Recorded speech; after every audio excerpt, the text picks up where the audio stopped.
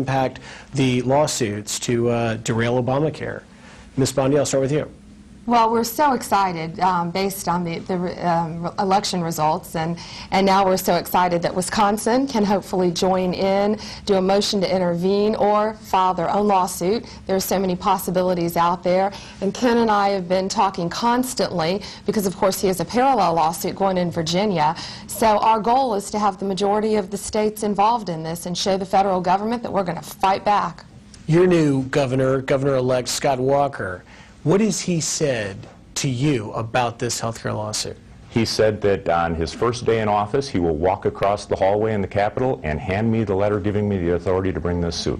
Do you feel that the Nebraskans want to repeal this healthcare? Take me to the people you're hearing from.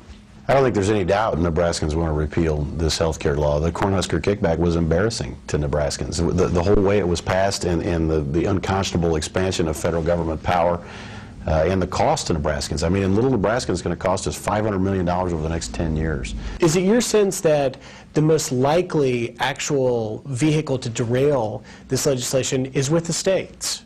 Oh yeah, absolutely. These cases are the best shot until at least January 21st of 2013 because the president will veto any repeal effort. Not to say it shouldn't happen, it absolutely should, because I think even a lot of Democrats regret their votes now. Are you guys in all the states complying with the legislation? Are you moving forward to do things like setting up state exchanges and these other things while you conduct? Virginia is not one of the states setting up an exchange. However, my governor doesn't have much option except to move forward under the compulsion of the law, because it is a law, until we get it enjoined. How much of the healthcare lawsuits are political, and how much are states truly fighting for themselves and just a legal matter? Well, I think it's both. I mean, I think it's a legal matter, as everybody's mentioned. I mean, from a constitutional standpoint, this is a travesty. I mean, Congress has come to the point where they can force us, if this bill stands, to buy solar panels or to buy a greener car. I have to get rid of my Suburban that I carry my family around in if Congress deems it to be so, and that's problematic. It's political because of the unprecedented expansion of government. We're now in an era during President Obama's time in office where the federal government has gotten so big that it's unsustainable. Ms. Bruning? And I just, won an election. I've been all over the state of Florida, and I can tell you, Democrats and Republicans alike do not like this. They understand it. They know it's unconstitutional. They appreciate the fact if you own a small business, if you're in the medical profession, I think people understand across party lines the tremendous impact that this is going to have not only on our state but on our country. What is our time frame? When does it get to the Supreme Court, and what do you think will happen?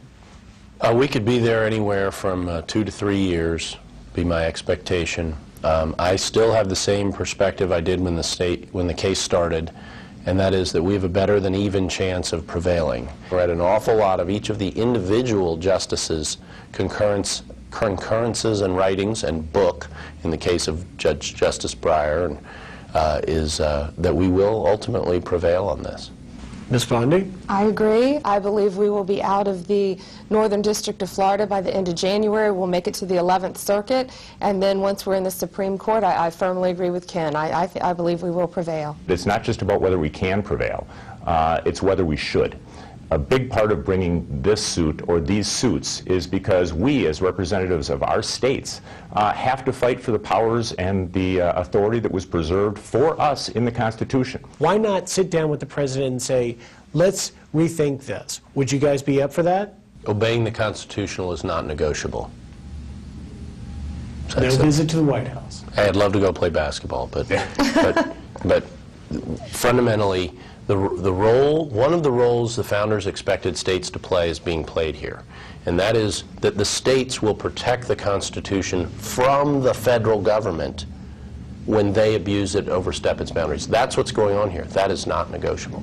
There are ways that the federal government can pass health care that are legal and are constitutional, and whether we support them from a policy perspective or not is a whole different issue. The bottom line is it is unconstitutional, but of course we'd be willing to work with the president on something that's constitutional.